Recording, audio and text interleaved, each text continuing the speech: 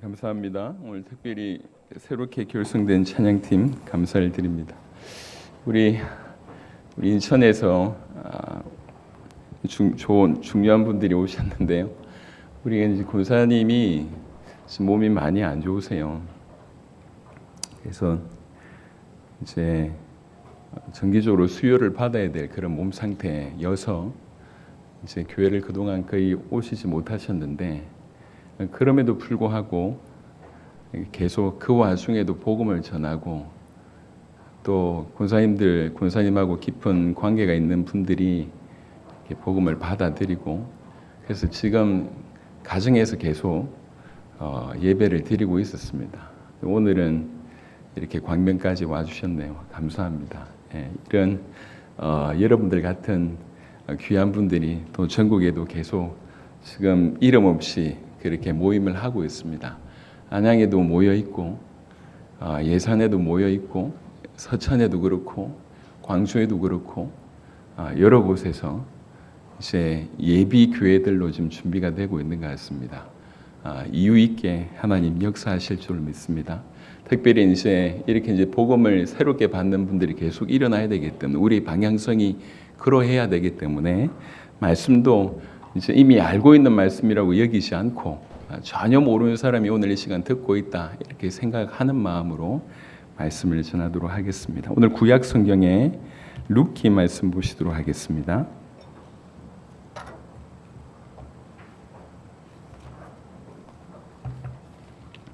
룻기 4장입니다. 구약 성경 그냥 페이지 수로는 제가 가지고 있는 성경은 406페이지 정도 있습니다. 사무엘상 바로 앞에 있고요. 룻기 4장 9절부터 10절까지, 룻기 4장 9절부터 10절, 이 본문은 같이 한번 읽도록 하겠습니다. 보아스가 장로들과 모든 백성에게 이르되, 내가 엘리멜렉과 기럨과 말론에게 있던 모든 것을 나오미의 손에서 산 일에 너희가 오늘 증인이 되었고, 또 말론의 아내 모압 여인 누룻을 사서 나의 아내로 맞이하고 그 죽은 자의 기업을 그의 이름으로 세워 그의 이름이 그의 형제 중과 그곳 성문에서 끊어지지 아니하게 하매 너희가 오늘 증인이 되었느니라 하니. 아멘. 외국 사람들의 이름이 계속 나오고, 어떤 아내를 맞이하겠다는 얘기가 나오고, 좀 어려움이 있습니다. 이 얘기를 조금 설명을 좀 드려보도록 하겠습니다. 룻기 1장에 보면 1장 1절 2절, 사사들이 치리하던 때에 그 땅에 흉년이 드니라. 이스라엘 땅에 흉년이 드니라. 유다 베들레헴의 한 사람이 그의 아내와 두 아들을 데리고 모압 지방에 가서 거류하였는데, 그 사람의 이름은 엘리멜렉이요 그의 아내의 이름은 나오미요 그의 두 아들의 이름은 말론과 기럨이니. 이렇게 되어 있습니다. 그러니까 엘리멜렉이라고 하는 사람이 있었다는 거예요. 아내의 이름은 나오미예요.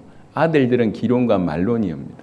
그러니까 이제 이스라엘 땅에서 살고 있다가, 그것도 베들레헴, 예수님이 나신 바로 그 땅 살고 있다가 흉년이 들어서 이제 가지고 있는 재산을 가지고 다른 곳으로 갔습니다. 그 다른 곳은 이스라엘 나라 밖의 땅으로 갔어요. 모압 지방으로 갔습니다. 가서 무슨 일을 겪게 되냐면, 그 땅에 계속 살다가 어느 날 이제 엘리멜렉 남편이 먼저 죽게 돼요. 기럨과 말론은 다 커서 결혼을 하게 됩니다. 결혼을 하게 되는데 이스라엘 사람이 아니라 이방 사람들을 이제 아내를 맞이하게 됐어요. 첫째하고 둘째가 이렇게 아내를 맞이하게 됐는데, 그 기럨과 말론도 이제 죽게 됩니다. 그러니까 나오미 입장에서 남편 죽었고 두 아들 죽은 거예요. 누가 남아있냐면 두 며느리 남아있는 거예요. 그것도 이방인 두 며느리가 남아있는 거예요. 그때 당시에 이스라엘 사람들에게 있어서 이방 사람들은 죄송하지만 개 취급을 받는 사람이에요. 택함 받지 못한. 그래서 그냥 우리나라 사람들이 다른 나라 사람들을 이렇게 업신여기는 거하고 비교 안 될 정도로 유대인들에게 있어서 이방인은 사실 받아들이기가 힘듭니다. 나오미가 이제 기가 막힌 일이 벌어진 거예요. 남편, 이방 땅에서 남편 죽을지 아들 둘 죽을지. 근데 며느리 둘이 사실은 도움이 되지 않습니다. 예, 그 며느리 둘밖에 없는데 그 며느리 둘을 데리고 이제 얘기합니다. 야, 둘을 불러가지고 니네 이제 돌아가라. 니네 땅으로 돌아가라. 내가 어떻게 너희를 도와줄 수 있겠냐. 너희가 아직 이렇게 나이도 젊고 아이도 없으니까 돌아가라라고 제 얘기를 하게 됩니다. 예, 그럴 때에 1장 14절에 보니까 14절에 그들이 소리를 높여 다시 울더니 이 말에 이 며느리 둘하고 이렇게 나오미하고 대화했는데 이 말에 서로 실컷 울고 나서 오르바라고 하는 그 첫째 며느리 오르바는 시어머니에게 입 맞추되 룻은 그를 붙쫓았더라. 그러니까 오르바는 이제 떠난 거예요. 어머니 말이 맞습니다. 예, 제가 새로운 인생을 시작하겠습니다. 떠난 거예요. 근데 둘째 며느리 룻이라고 하는 사람은 떠나지 않겠다는 겁니다. 청산가부로 살겠다는 거예요. 15절부터 보면 나오미가 또 이르되 보라 네 동서는 그의 백성과 그의 신들에게로 돌아가나니 너도 너의 동서를 따라 돌아가라 하니 룻이 이르되 내게 어머니를 떠나며 어머니를 따르지 말고 돌아가라 강권하지 마옵소서. 어머니께서 가시는 곳에 나도 가고 어머니께서 머무시는 곳에서 나도 머물겠나이다. 어머니의 백성이 나의 백성이 되고 어머니의 하나님이 나의 하나님이 되시리니 어머니께서 죽으시는 곳에서 나도 죽어 거기에 묻힐 것이라. 만일 내가 죽는 일 외에 어머니를 떠나면 여호와께서 내게 벌을 내리시고 더 내리시길 원하나이다 하는지라. 이게 롯의 신앙 고백입니다. 롯의 인간의 됨됨이에요. 나는 어머니 못 떠납니다. 어머니 하나님이 나의 하나님이십니다. 어머님이 죽는 그 자리에 제가 죽을 겁니다. 못 떠납니다. 이렇게 아주 강경하게 얘기합니다. 나오미가 룻이 자기와 함께 가기로 굳게 결심함을 보고 그에게 말하길 그치니라. 이제 모압 땅에 있다가 자기 고향으로 돌아가겠다고 결심을 했는데 이 이방 여인이 따라오겠다는 거예요. 며느리가 따라오겠다는 거예요. 끝까지 결심한 걸 보고 따라왔습니다. 그래서 드디어 베들레헴에 가게 됩니다. 베들레헴에 가게 됐을 때의 심정이에요. 19절에 이에 그 두 사람이 베들레헴까지 갔더라. 베들레헴에 이를 때에 온 성읍이 그들로 말미암아 떠들며 이르기를 이가 나오미냐 하는지라. 그러니까 놀랄 정도의 비참한 상태가 된 거예요. 베들레헴에 있는 모든 사람들이 나오미를 보고 네가 진짜 나오미가 맞아? 어떻게 이렇게 된 거야? 이렇게 얘기한 거예요. 그러니까 나오미가 이제 그 정도까지 비참해지게 된 상황입니다. 이게 이제 배경이에요. 남편 잃었지, 아들 둘 잃었지, 재산 잃었지, 다 잃은 거예요. 명예 잃었지, 모든 것을 잃어버리고 이제 고향 땅에 이제 돌아오게 되는데 거기다가 혹까지 붙여서 왔어요. 이방 여인까지 붙여서 온 그런 상황이에요. 그 상황부터 이제 일이 진행되기 시작합니다. 다 얘기할 수 없으니까 룻기 2장 20절에 보면 이제 이 설명할 구절들이 나오는데요. 룻기 2장 20절 나오미가 자기 며느리에게 이르되 그가 여호와로부터 복받기를 원하노라. 그가 살아있는 자와 죽은 자에게 은혜 베풀기를 그치지 아니하도다 하고 나오미가 또 그에게 이르되 그 사람은 우리와 가까우니 우리 기업을 물을 자 중에 하나이니라 하니라. 아멘. 기업을 물을 자다. 이 기업 물을 자다. 이게 히브리어로 오늘의 제목 고엘이라고 하는 단어입니다. 고엘. 이제 고엘 이게 뭐냐? 요거 좀 이해하게 되면 저와 여러분들이 받은 구원에 대해서 조금 좀 폭넓은 시야를 갖게 됩니다. 이게 무슨 제도냐? 이스라엘 땅에 하나님께서 이제 가나안으로 끌고 가실 때 12지파가 있었어요. 12지파. 12지파 안에 각 지파 안에 이제 이렇게 가족들이 있는 거예요. 가계가 있는 거예요. 12지파에게 땅을 다 분배했어요. 뭐 예를 들면 저게 뭐 이렇게 경상도 어느 지역에는 이 씨가 살고 충청도 어느 지역에는 박 씨가 살고 이런 식으로 분배를 했다는 거예요. 분배하고 그 지파대로 분배된 땅에서 또 가족별로 분배가 끝났어요. 근데 이 분배된 땅은 영원한 땅입니다. 이 땅은 그 가족, 그 기업이, 그 지파가 영원히 가지고 있어야 될 땅이에요. 그런데 살다가 보니까 이게 돈이 너무 없거나 어려움이 처해지는 일이 벌어지는 거예요. 그러면 이 땅을 팔게 됩니다. 땅을 팔거나 자기의 몸을 팔게 돼요. 근데 이 땅은 한시적입니다. 무슨 말이냐면 희년이 지나면 안식년 7 곱하기 7, 49년 그 다음에 50년이라고 얘기할 수 있는데 희년이 되면 모든 팔렸던 땅이 다시 자기에게 원래의 주인으로 돌아오게 되는 거예요. 그래서 땅을 팔 때에 희년이 얼마 남았냐 그 기준으로 파는 거예요. 여하튼 팔았단 말이에요. 너무 가난해서 여러 가지 상황 가운데 땅을 팔고 그 다음에 심지어 그까지도 힘이 드니까 자기까지 팔아가지고 뭐 빚을 갚는다든지 이런 상황이 벌어졌다고 합니다. 만약 그런 일이 벌어졌을 때에 내 친척 중에 누군가 자기 집을 팔거나 자기 땅을 팔거나 그 다음에 자기 몸을 파는 일이 벌어졌을 때 가장 가까운 친척에게 하나님께서 의무를 지어줬습니다. 그게 기업물을 의무를 지어준 거예요.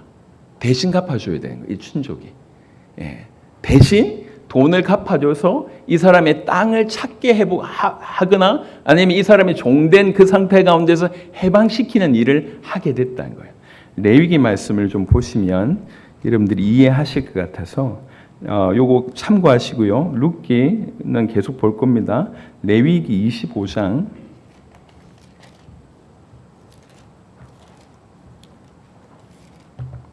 레위기 25장 39절부터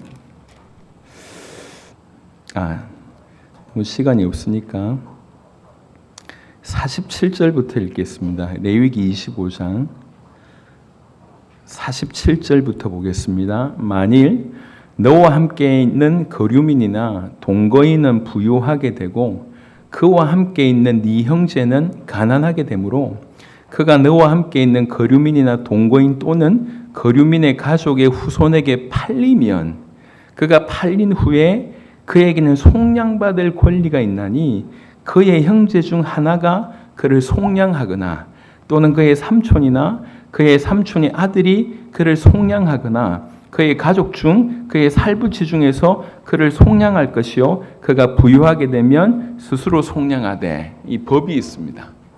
법을 이렇게 줬어요. 내 형제가 팔리면 집을 잃거나 아니 땅을 잃거나 자기 몸이 팔리면 그걸 가만두면 안 된다는 거예요. 가만두지 않고 거기 가서 그 가운데서 돈을 주고 무르다라고 한 것이 뭐냐면 이런 겁니다. 전당포에 내가 이 시계를 맡겼잖아요.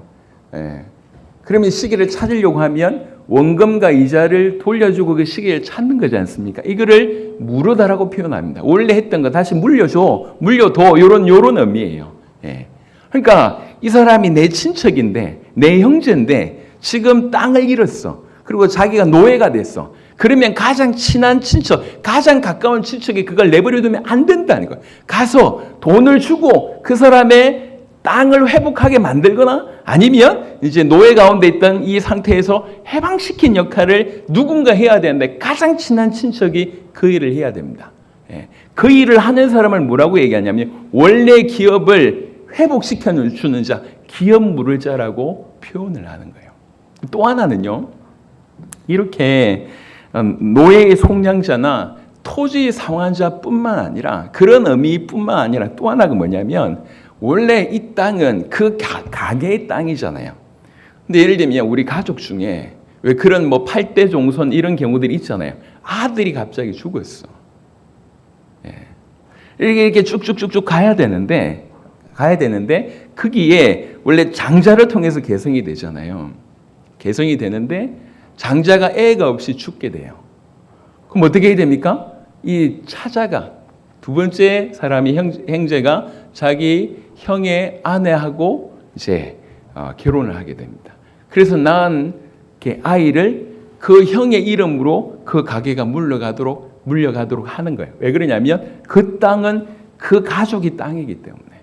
그래서 이런 의미가 한 구절 보시면 신명기 25장에 설명이 좀 되어 있습니다. 신명기 25장. 사실 우리 문화하고는 잘 안 맞는 내용인데 그 지파에게 그 땅을 허락하고 그 가게, 그 가족에게 그 땅을 허락한 이것이 영원하다라고 한 것들을 지키기 위해서 신명기 25장 하나님이 허락하신 법입니다. 5절부터 보겠습니다. 신명기 25장 5절부터 6절까지 형제들이 함께 사는데 그중 하나가 죽고 아들이 없거든 그 죽은 자의 아내는 나가서 타인에게 시집가지 말 것이요 그의 남편의 형제가 그에게로 들어가서 그를 맞이하여 아내로 삼아 그의 남편의 형제된 의무를 그에게 다 행할 것이요 그 여인이 낳은 첫 아들이 그 죽은 형제 이름을 잊게 하여 그 이름이 이스라엘 중에서 끊어지지 않게 할 것이니라. 지금 우리가 전혀 문화권이 이해 안 되는 얘기를 지금 하고 있지만 이 가나안 땅에 그 약속의 땅에 지파에게 땅을 분배해 준 것들이 영원하고 그 지파 안에서 그 각각 가족들이 받은 땅이 있지 않습니까? 이게 영원하다라고 하는 의미입니다. 이걸 지키게 하기 위해서 하나님께서 허락하신 방법 중에 하나가 뭐냐면 기업을 물을 자라고 하는 방법을 허락하신 거예요. 이 기업을 물을 자는 해야 될 게 뭐냐면 토지를 상환케 해주거나 노예 상태 가운데 해방시켜 주거나 이렇게 후손을 이어줄 계대자의 역할을 하게 하는 것이 이게 기업 물을 자의 책임입니다. 자, 룻이 지금 나오미가 지금 상황이 모든 땅이나 이런 걸 다 잃었잖아요. 그럼 또 하나는 땅을 회복시켜 줄 뿐만 아니라 자녀가 없잖아요. 애가 낳을 일이 없잖아요. 그러니까 기업 물을 자의 책임이 뭐냐면 이 땅을 회복시켜 준 역할뿐만 아니라 이분들의 이름이 이어질 수 있도록 이 룻하고 결혼까지 해서 자녀까지 출생해 주게 하는 거 그게 기업 물을 자의 책임이었습니다. 배경이 사실 이런 배경이에요. 자, 이제 나오미가 등장했습니다. 등장했는데 쉽사리 적은 돈이 아니기 때문에 나설 리가 없었어요. 그 중에 대표적인 사람이 가장 가까운 사람이 한 사람이 있었고 그 다음 한 사람이 보아스라고 하는 사람입니다. 어느 날 너무 가난하니까 이 사람들이 먹고 살아야 될 거 아니에요. 그래서 추수할 때에 사람들이 낫을 베잖아요. 낫을 베는 중에 떨어진 낫알들은 주우면 안 돼요. 하나님의 법이 그거는 가난한 과부들이나 아니면 짐승들 위해서 남겨두는 거예요. 그래서 룻이라고 하는 사람이 그거 막 쫓아다니면서 나달들을 모으는 거예요. 이렇게. 그러다가 어느 날 보아스에 속해져 있는 그 밭에 이제 가게 된 거예요. 그 논밭에 가게 됐어요. 그래서 그 나달들을 줍다가 그거를 우연히 보아스가 보게 됐어요. 저 누구야? 누가 이렇게 와서 이렇게 하냐? 그러니까 이제 그 종들이 나오미의 그 며느리 룻입니다. 그러니까 보아스가 얘기합니다.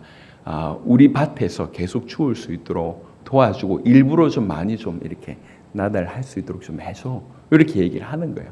그래서 열심히 이제 룻이 그걸 하고 이제 어머니한테 가서 그 나오미한테 가서 오늘 이렇게 많이 이렇게 얻게 됐다. 누구 밭에 갔는데 그 보아스라고 하는 사람 밭에 갔다. 그러니까 나오미가 얘기하는 겁니다. 그 사람이 우리의 기업을 물을 자 중에 한 사람이다. 그게 오늘 읽었던 조금 전에 읽었던 룻기 2장 20절의 내용입니다. 자, 그 다음에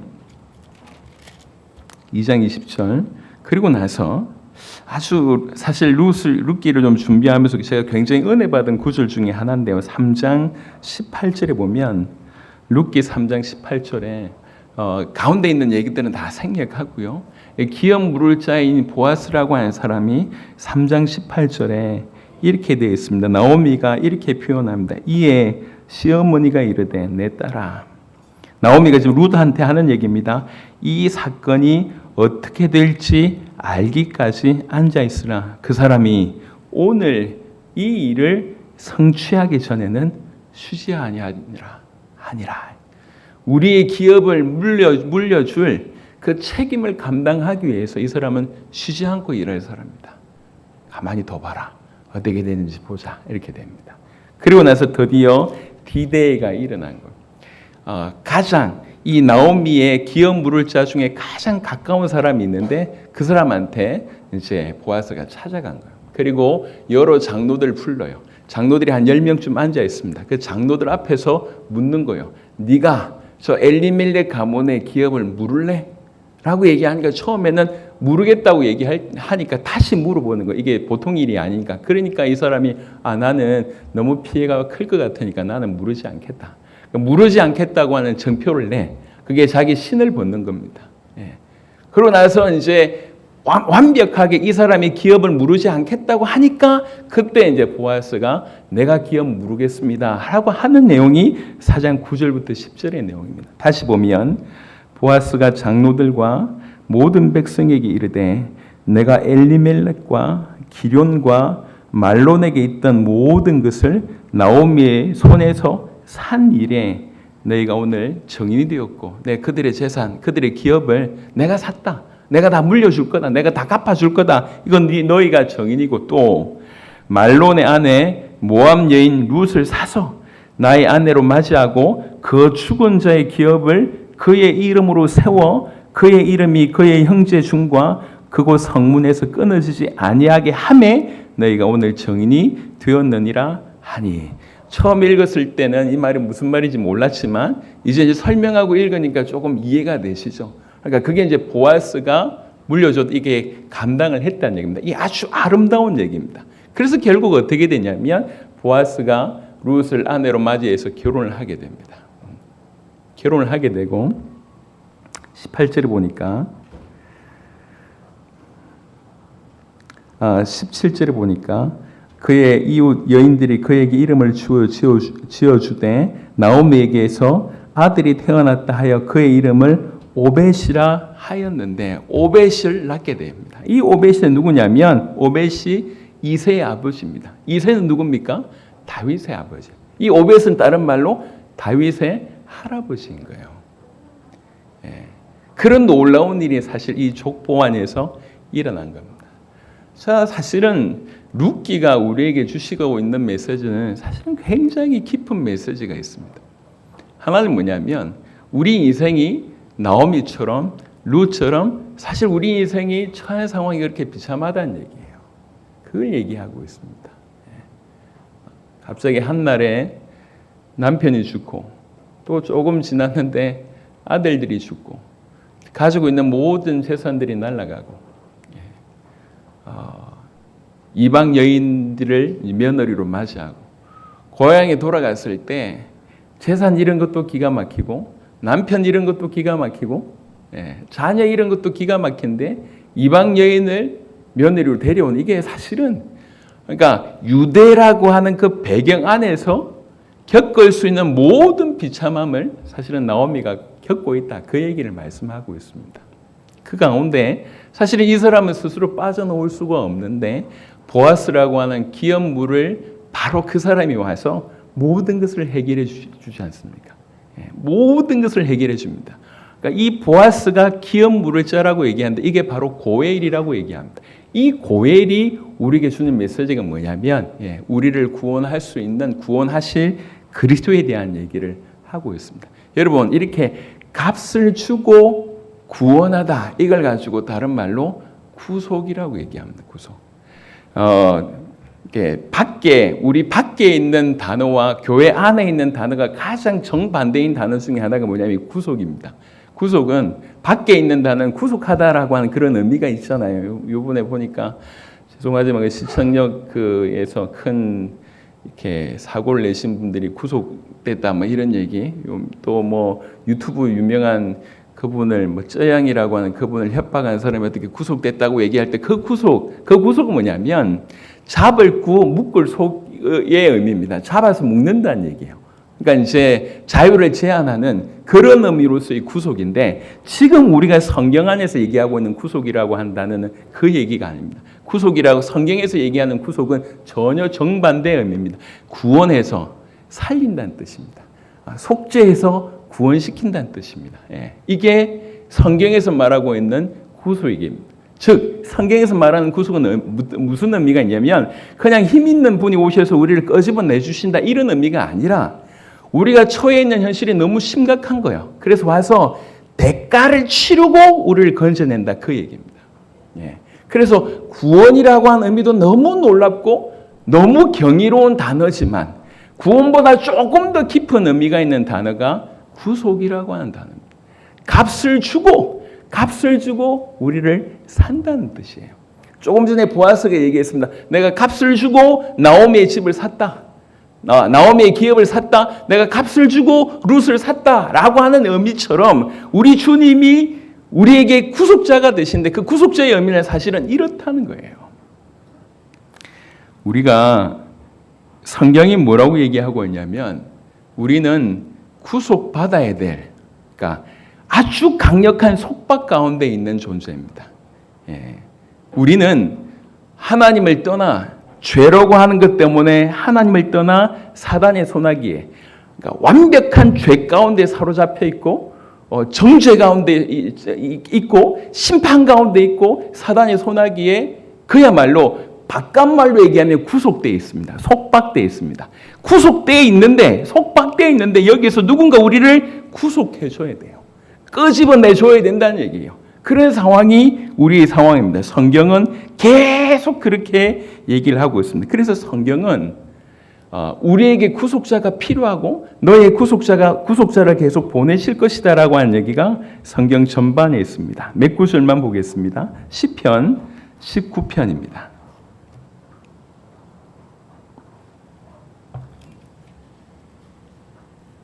시편 19편 12절부터 보겠습니다. 12절부터 14절에 시편 19편 12절부터 14절에 자기 허물을 능히 깨달을 자 누구리요? 나를 숨은 허물에서 벗어나게 하소서.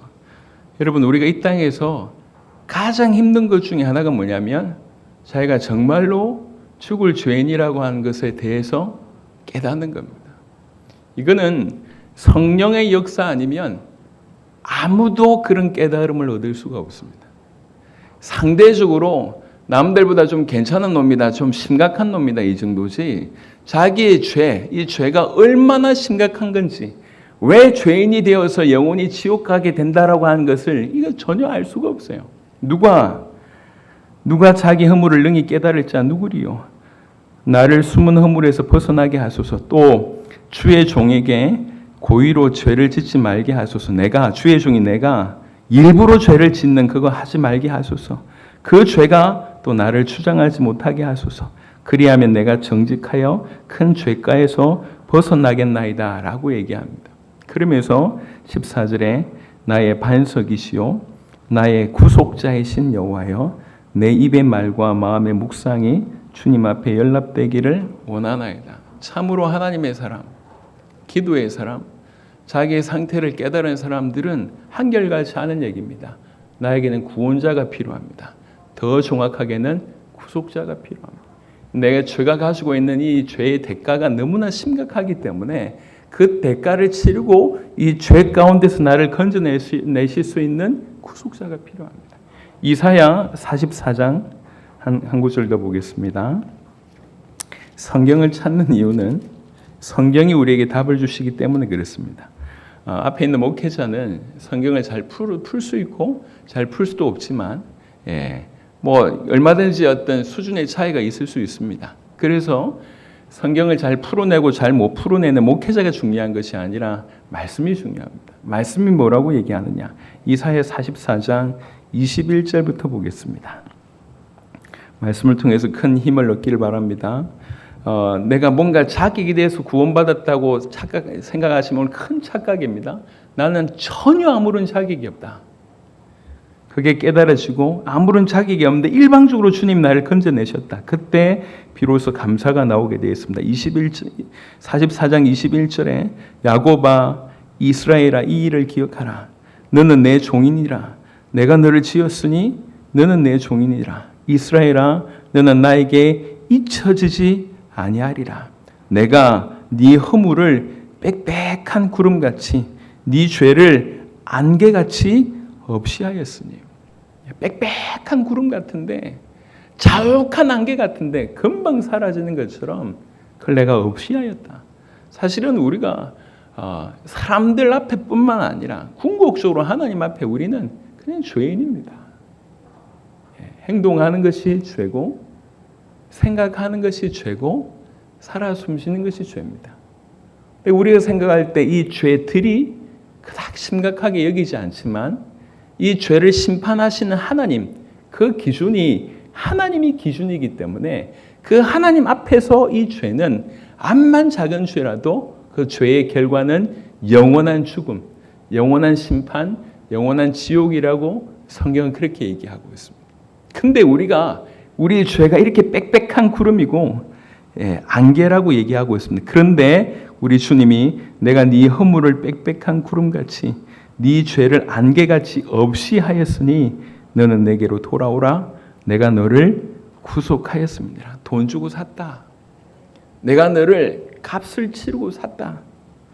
여호와께서 이 일을 행하셨으니 하늘아 노래할지어다. 땅의 깊은 곳들아 높이 부를지어다. 산들아 숲과 그 가운데 모든 나무들아 소리내어 노래할지어다. 이게 지금 너무 가슴이 벅차서 하는 얘기입니다. 산들아 숲들아 노래하라. 나무들아 노래하라. 여호와께서 야곱을 구속하셨으니 이스라엘 중에 자기 영광을 나타내실 것임이라. 네 구속자여 모태에서 너를 지은 나 여호와가 이같이 말하노라. 그럼 오늘 이 예배를 통해서 하나만 여러분 얻어가시길 바랍니다. 우리 하나님은 구속자시다. 나는 구속을 받아야 될 상황인데 영원히 멸망할 완전히 죄와 심판과 사단과 사망 아래 정죄 아래 완전히 사로잡혀 있는데 그 가운데서 값을 주시고 주님이 나를 사셨다. 주님이 나의 구속자다. 라고 하는 이 하나의 깨달음이 꼭 여러분들이 오늘 얻고 가셔야 될 그 무엇입니다. 마치 나오미 같이 완전히 심판 가운데 있는데 완전히 비참한 가운데 있는데 나타나셔서 모든 걸 해결해 주는 거예요. 모든 걸. 그러니까 해결을 넘어서서 모든 걸 해결해 주고 원래의 자리로 돌아가게 하는 거. 이게 구속의 의미입니다. 다시 구속의 의미는 내가 좀 심각한 건데 이거 해결해 주는 데만 있지 않습니다. 이걸 해결해 줘서 원래의 자리로 돌아가게 하는 것까지가 구속의 의미입니다. 그래서 구속은 우리를 사단의 손아귀에서 죄악의 손아귀에서 사망의 손아귀에서 모든 더러운 악의 손아귀에서 건져내 주실 뿐만 아니라 우리에게 죄로부터의 탈출, 율법으로부터의 탈출, 우리에게 새로운 생명을 주시고 영생을 주시고 하나님의 자녀가 되게 하시고 하나님의 기업을 받게 하시고 모든 축복이 구속 안에 포함되어 있는 것입니다. 구속받을 자격이 없는 우리를 구속하셨다. 이게 성경 얘기입니다. 그래서 성경은 인생의 역사를 뭐라고 표현하냐면 구속사라고 표현하고 이 성경의 역사를 뭐라고 표현하냐면 구속사라고 표현합니다. 구속주이신 그분이 우리를 구속하기 위해서 값을 치르고 구원하기 위해서 어떤 일을 행하셨는가? 이게 성경이 말한 역사라는 거예요. 그게 구속자의 의미입니다. 그 구속자의 의미를 가장 잘 설명하고 있는 것이 바로 룻기의 부분이기 때문에 여러분 이해시켜 주기 위해서 요 얘기를 드렸습니다. 자, 구속이라고 하는 부분들을 가장 잘 설명하는 성경 네 구절만 보시도록 하겠습니다. 로마서 3장.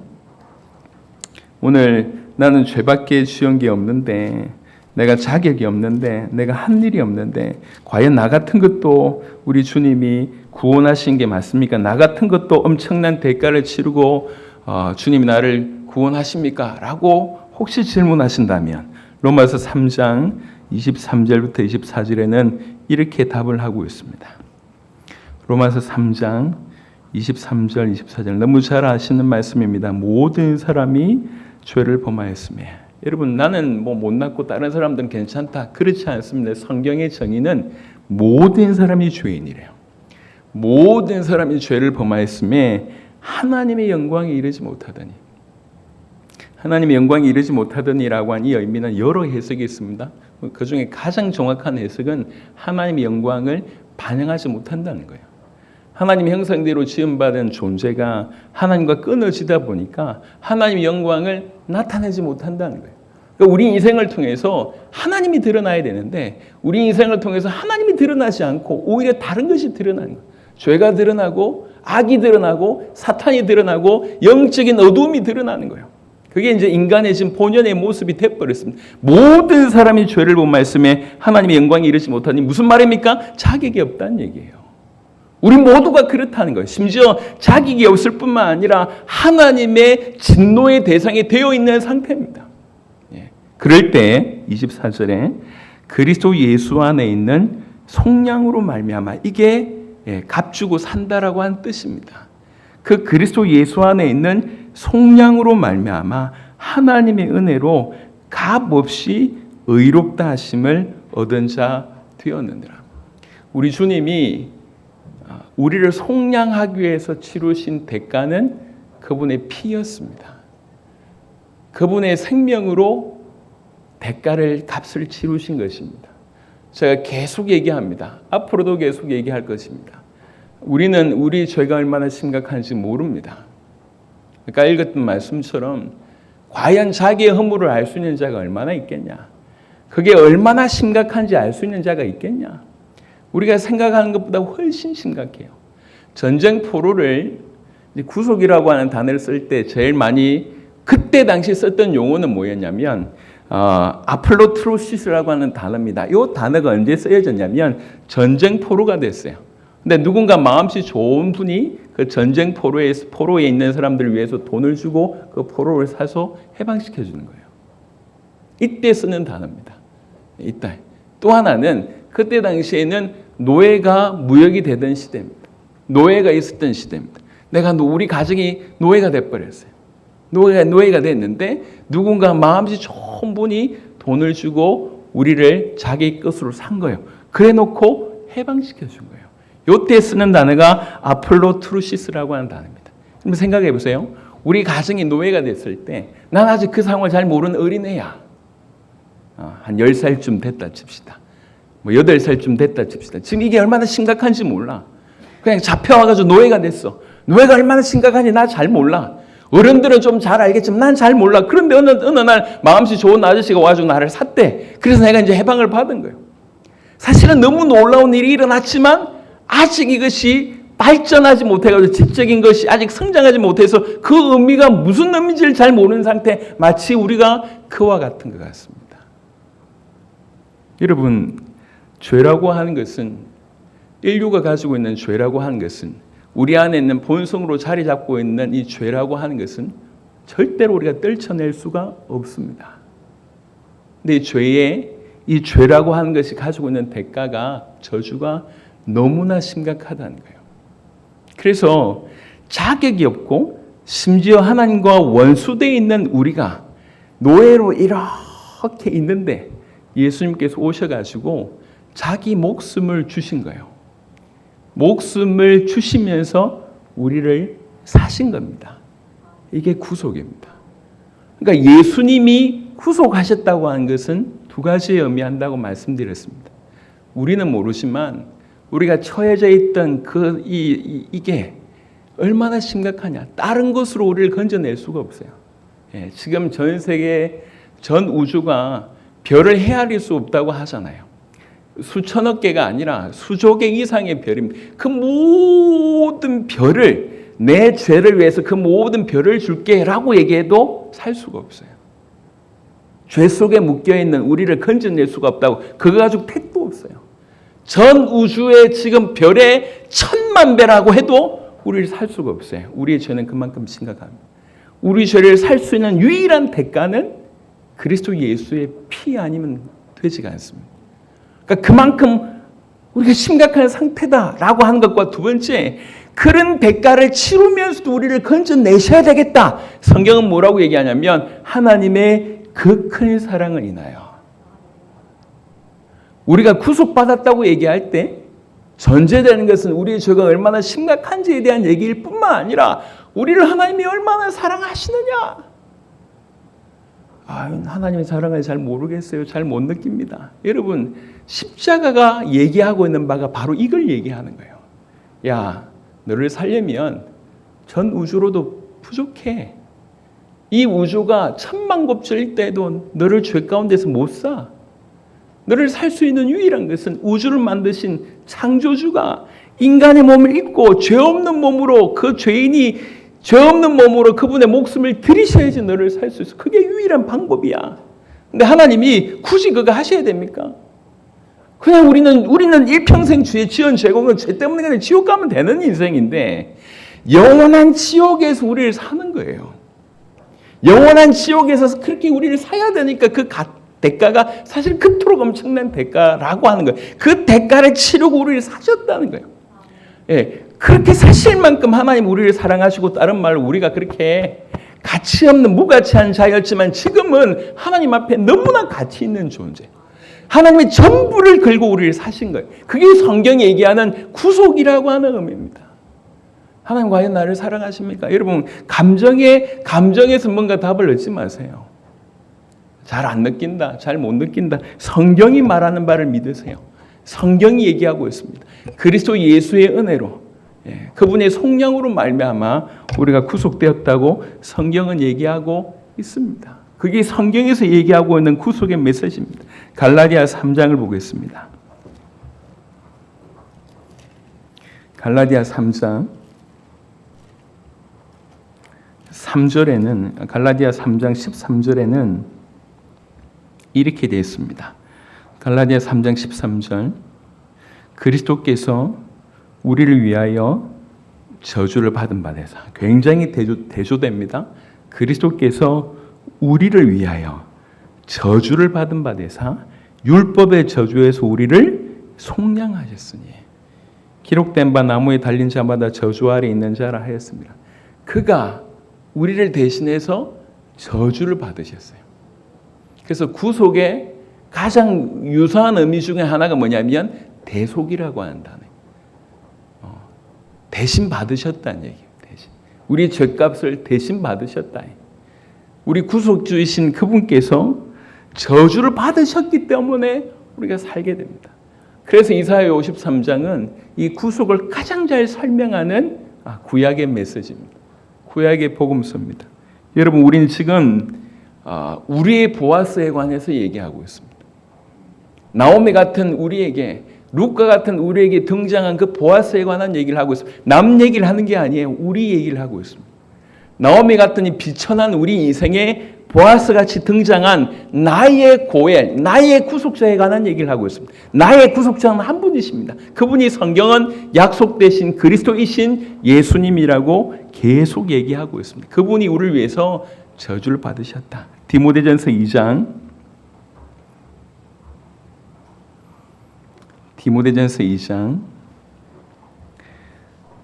4절부터 6절까지 보겠습니다. 디모데전서 2장 4절부터 6절. 하나님은 모든 사람이 구원을 받으며 진리를 아는 데 이르기를 원하시느니라.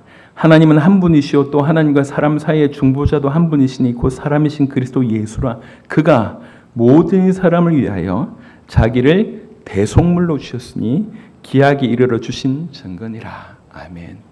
우리가 구원이라고 얘기할 때는 자칫 오해할 수 있는 것이, 하나님이 능력 있는 분이시기 때문에, 전능하신 분이시기 때문에 쉽게 이렇게 오케이, 너 천국 가 라고 우리가 생각을 할 수 있다는 얘기예요.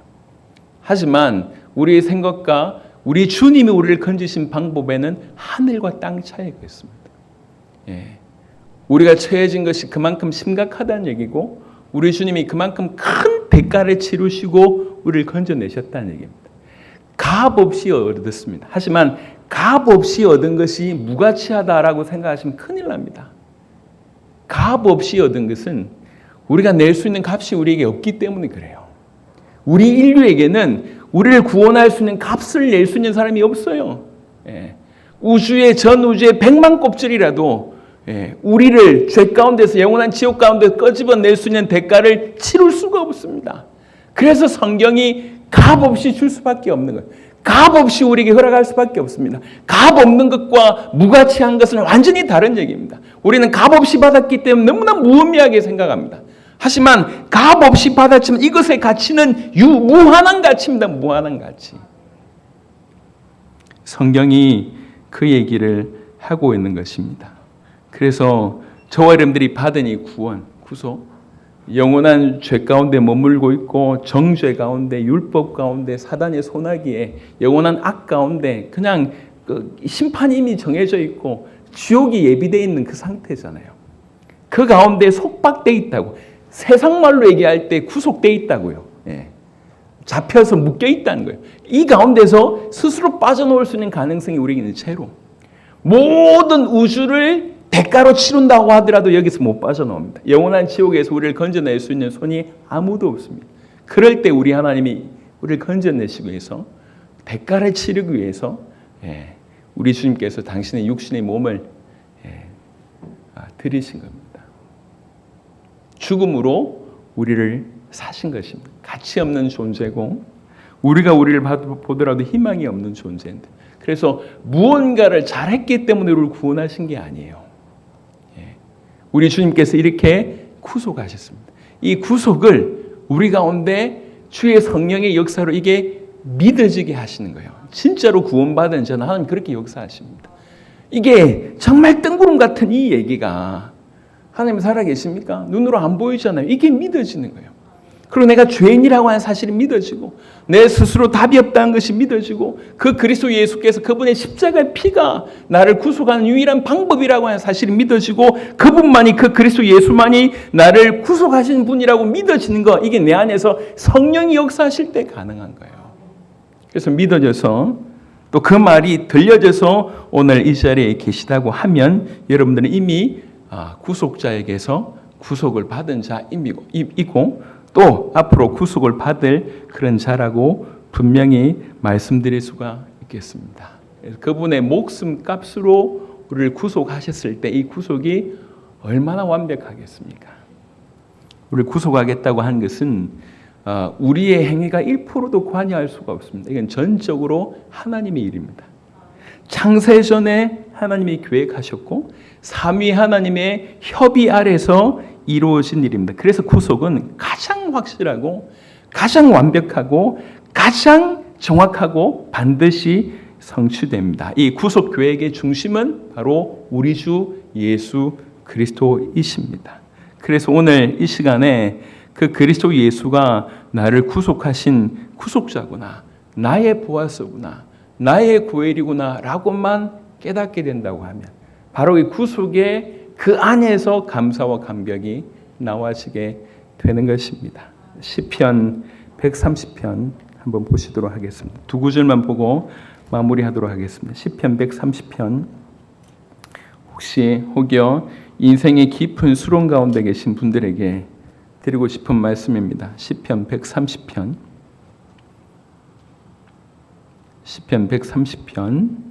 1절부터 보겠습니다. 여호와여, 내가 깊은 곳에서 주께 부르짖었나이다. 깊은 수렁 가운데 있습니다. 그곳에서 주께 부르짖었나이다. 주여, 내 소리를 들으시며 나의 부르짖는 소리에 귀를 기울이소서. 여호와여, 주께서 죄악을 지켜보실진대 주여 누가 쓰리까?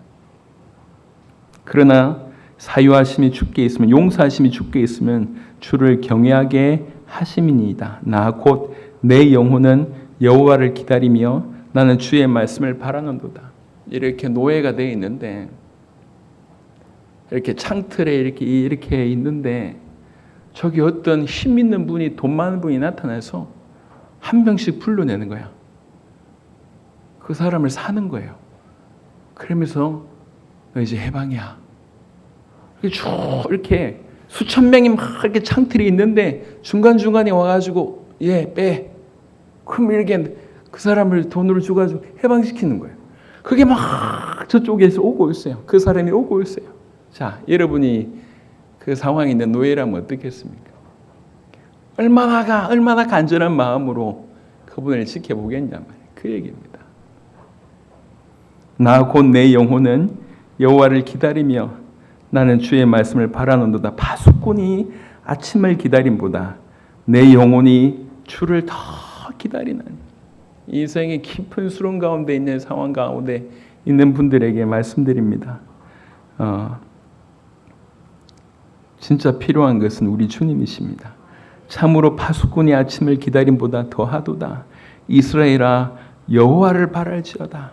여호와께서는 인자하심과 풍성한 속량이 있습니다. 그가 이스라엘을 그의 모든 죄악에서 속량하시리로다. 그 모든 죄악에서 속량하실 것이다. 그 모든 그런 어두움 가운데서도 우리를 값주고 건져내실 것이다.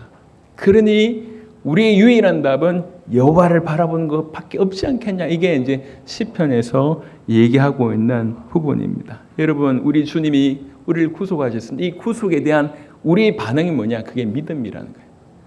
주님이 구속하셨습니다. 아멘. 이게 우리 인생 가운데 성취되는 거예요. 성취되는 거예요. 마지막 한 구절, 여러분이 너무나 잘 알고 있는 욥기 시편 바로 앞에 있습니다. 욥기 19장을 보겠습니다. 모든 걸 다 잃어버렸습니다. 하루아침에 그 많던 재산 잃어버렸고, 하루아침에 자녀가 다 죽었습니다. 하루아침에 마누라가 욕하고 떠났고, 그러고 나서 자기 몸에는 이렇게 귀앗장 가지고 끓을 만큼 심각한 그런 피부병이 걸렸습니다. 친구들이 방문하러 왔다가 친구들이 어이없어서 기가 막혀 합니다. 그리고 그 친구들이 하고 이제 대화를 하게 됩니다. 그 친구들은 한결같이 얘기합니다. 네가 왜 이런 일이 벌어졌냐? 네가 죄지어서 이런 일이 벌어진 게 아니냐라고 계속 몰아붙입니다. 그러니까 기가 막힌 거죠. 예. 모든 걸 다 잃어버렸어요. 재산 다 잃어버렸고 사람들 싹 다 잃어버린 거예요. 내 죄 때문에 이런 일이 벌어진 게 아닌데. 그러면서 그 가운데 그런 와중에 하는 욥의 고백입니다. 욥기 19장 23절부터 보시면 나의 말이 곧 기록되었으면 책에 쓰여졌으면 철필과 납으로 영원히 돌에 새겨졌으면 좋겠노라. 내가 알기에는 나의 대속자가 살아계시니 마침내 그가 땅 위에 서실 것이라. 내 가죽의 벗김을 당한 뒤에도 내가 육체 밖에서 하나님을 보리라. 여러분, 이 짧은 구절이 하는 고백이 너무 엄청난 고백입니다. 내가 알기에는 나의 구속자가 살아계신다. 나의 하나님이 살아계신다를 넘어서서 나의 구속자가 살아계신다. 근데 그 구속자가 마침내 그가 땅 위에 서실 것이다. 욥은 아브라함과 동시대 인물입니다. 수천 년 후에 이 구속자이신 예수님은 땅 위에 서셨습니다. 그리고 내 가죽이 벗김을 당한 뒤에도, 내가 죽은 이에도 내가 육체 밖에서 그분을 본다. 그분은 하나님이시다라고 고백하고 있습니다. 그러니까 어느 정도 하나님이 은혜 주셔야지 이것들이 깨달아지는지는 잘 모르겠지만 욥의 고백이, 이 짧은 고백이 너무 놀라운 고백이에요. 있었으면 좋겠다라고 하는 가능성으로 얘기하지 않았습니다. 내가 알기에는 나의 구속자가 살아계신, 이게 욥의 믿음이었습니다. 여러분, 오늘 사는 우리는 욥보다 더 정확하게, 더 선명하게 그 구속자에 관해서 알고 있습니다. 우리의 문제는 우리 밖의 것을 모른다는 것이 우리 문제가 아니라 우리 안을 모른다는 얘기예요. 우리에게 이미 벌어진 것이 얼마나 크고 놀라운 것인지를 모른다는 것입니다. 그래서 우리 안에 어떤 역사 때문에 우리가 기뻐하고 즐거워, 이게 아니라 이미 우리 안에서 벌어졌고 우리 안에서 일하시는 그분으로 말미암아 기뻐하고 즐거워할 때, 그래서 그것으로 인해서 감사하고 섬길 때 주님이 원하시는 바로 그런 하나님의 역사, 그런 일들이 벌어지리라 확신합니다. 말씀을 마무리하도록 하겠습니다. 나오미와 룻에게, 특별히 룻에게 보아스라고 하는 존재는 뭐라고 설명할 수 있겠습니까? 이루 말할 수 없는 그런 분 아니겠습니까? 룻에게, 나오미에게 보아스는 나의 구속자다, 나의 고엘이다라고 고백을 하고, 그것이 의미하는 바가 그냥 1차원적인 게 아니라 너무 많은 것을 의미합니다. 모든 걸 해결해 주고 모든 걸 주시는 분이잖아요. 모든 대가를 다 치르고 나에게 모든 것을 허락하시는 분, 그게 나의 고엘, 나의 구속자입니다. 성경은 그리스도이신 예수님이 바로 나에게, 나오미에게 보아스가 했던 것처럼, 룻에게 보아스가 했던 것처럼 우리에게 그리스도 예수께서 당신의 목숨을 들여서 그 일을 하셨다고 얘기하고 있습니다. 이 일에 우리는 믿음으로 아멘 해야 되겠습니다. 아멘 하실 때 이것이 정말 여러분들에게 그대로 성취될 줄 믿습니다. 그래서 우리 모두가 이 구원의 은총, 정확하게는 구속의 은총에 마음이 빼앗기는 일이 이번 한 주간 내내 있기를 바랍니다. 나는 구속의 은총으로 존재한다. 구속의 은총으로 살아간다. 이렇게 고백하는 저와 여러분 되시기를 그리스도 예수 이름으로 축원합니다. 하나님 감사합니다. 오늘 함께 예배드리게 하셨습니다. 예배를 사모하고 주님의 말씀을 사모하여 이 자리까지 나오게 하셨고, 또 하나님께 함께 모여 찬양하고 기도하며 예배드렸습니다. 주님 참 감사합니다.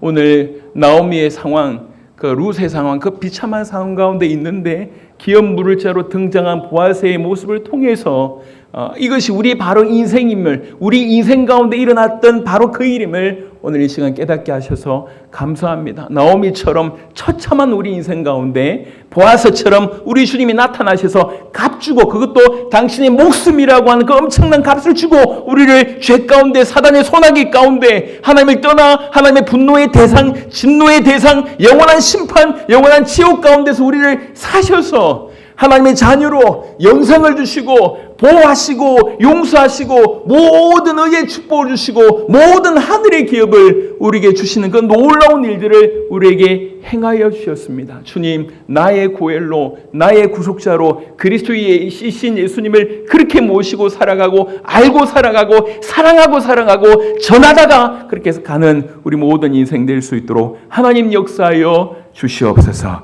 감사를 드렸고 살아계신 우리 주 예수 그리스도의 이름으로 기도드렸습니다. 아멘. 아멘.